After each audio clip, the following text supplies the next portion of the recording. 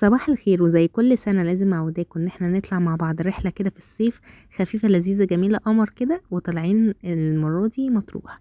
مطروح بقى أنا مش هقولكم إن أنا عملت ايه في مطروح، ولا جمال مطروح، ولا حلاوة وجمال مطروح. أنا هقولكم أول حاجة كده.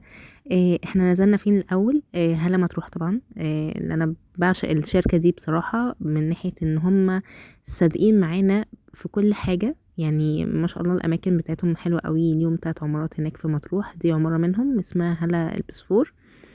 زي ما انتم شايفين كده المكان نضيف جدا، كله كاميرات مراقبه.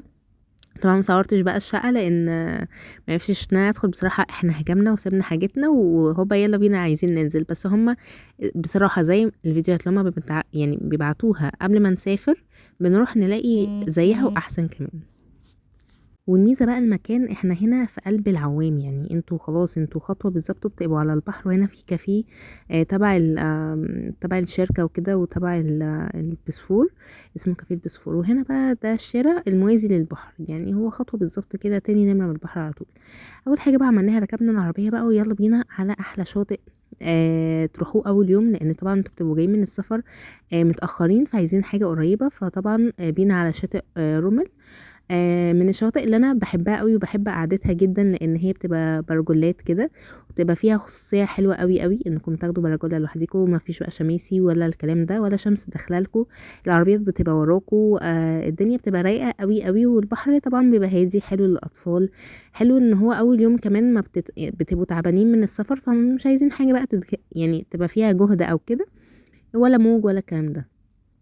ده كده بالنسبة لشاطئ أول يوم أنا رشحه لكم. تاني يوم بقى لو حابين بقى تروحوا شاطئ حلو لذيذ قمر، تفطروا بقى فول وفلافل بقى وجبنات ومخللات وزيتون وجمال بقى، ما تروح قدام بقى الفيو الجميل ده الرايق.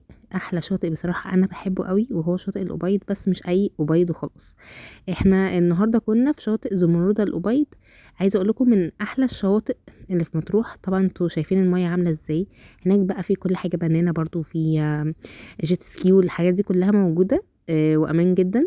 هنا بقى في زمردة في مصدات زي ما انتم شايفين كده. اول ما بنسمع كلمة أبيض، أبيض يعني موج عالي وحاجة كده صعبة في النزول للأطفال ولينا عموما.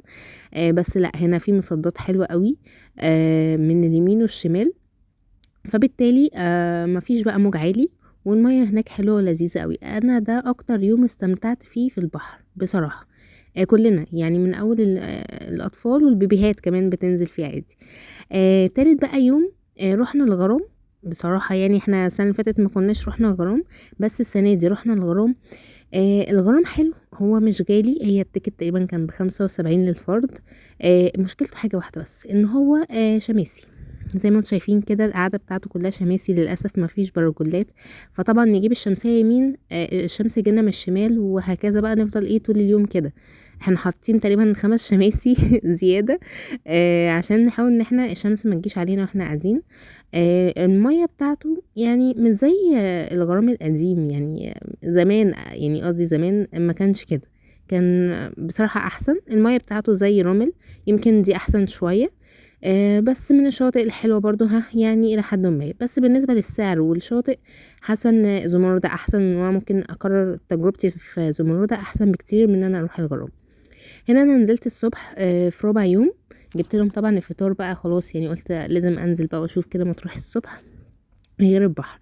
هنا في ابو ربيع قدام المكان اللي احنا قاعدين فيه، وفي السوبر ماركت اللي انا وريته لكم ده. بصراحه الجبنات بتاعته تحفه جدا، احسن حد في مطروح يعني، وفي المكان اللي احنا قاعدين فيه. وده مسجد العوام.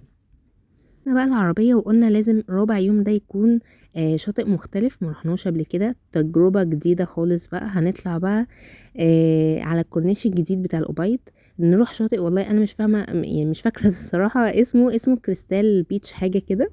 بس هو هناك في كذا شاطئ، وكل الشواطئ زي بعضها، هي الفرق بس في القعدة عادي. هنا بقى في شماسي وفي برجولات، بس هناك بقى حكاية القعدة بجد رايقة قوي، وبرجولات تحفة. وده كان الشاطئ الصبح، وده الشاطئ وقت الغروب. حاجة بصراحة رايقة جدا يعني. انا استمتعت قوي برضو باليوم ده. مشكلته الوحيدة ان الموج بتاعه كان عالي بطريقة غير طبيعية يعني عشان نبقى واضحين، لان هو بحر مفتوح. طبعا الناس الكبيرة او الاطفال نزلوا ساعة بالظبط وطلعوا من المية خلاص ما كانوش قادرين. بس الشباب بقى يقدر ان هو يستمتع باليوم ده. بس ودي كده كانت الشواطئ ال4 شواطئ اللي احنا رحناهم. في طبعا اماكن بقى اكل بقى بالليل، عايزه اقول لكم تقدروا بقى تنزلوا تتفسحوا في السينما دلوقتي مكيفه، بس بتحجزوها من قبلها بشويه لان احنا ما لحقناش. اخر يوم بصراحه كنا عايزين نروح بس ما لحقناش. هنا بقى في الحسيني، ده احسن واحد بيعمل كشري. احنا يعني اخر يوم ده كنا عايزين ناكل كشري فيلا بينا. وكان قدامه بلبن، جبنا من عند بلبن، بس ما انصحش ان احنا نجيب من عند بلبن من مطروح خالص لان مش احسن حاجه هناك. الكواليتي بتاعته زي ما انتوا هتشوفوا في الفيديو دلوقتي مش احسن حاجه، فعلا المانجا هناك وحشه قوي. آم، طبعا ده مش عارفه كان اسمه حاجه كده، سكالانتي حاجه كده. المفروض ان هو كريم بورليه وفوقيه كنافه وقشطوطه ومانجا. انا ما كنتش لاقي حاجه في الطبق غير شويه مانجا من فوق كده، يعني مش احسن حاجه، مش قطع اصلا، طعمها ما كانش احلى حاجه. القشطوطه يعني انا كنت جبت قشطوطه بس كان هيبقى احسن واوفر. هو عباره عن كنافه. يعني انا كنت عماله ابحث عن باقي الحاجات، ما كانش فيه كريم بورليه اصلا، طبقه رفيعه جدا ويمكن ما كانتش موجوده. بس وبعد كده بقى ده كان احنا مسافرين 5 يوم، راجعين بقى اسكندريه، ورجعنا اسكندريه الحمد لله بالسلامه. بس ده كان فيديو النهارده، باي باي.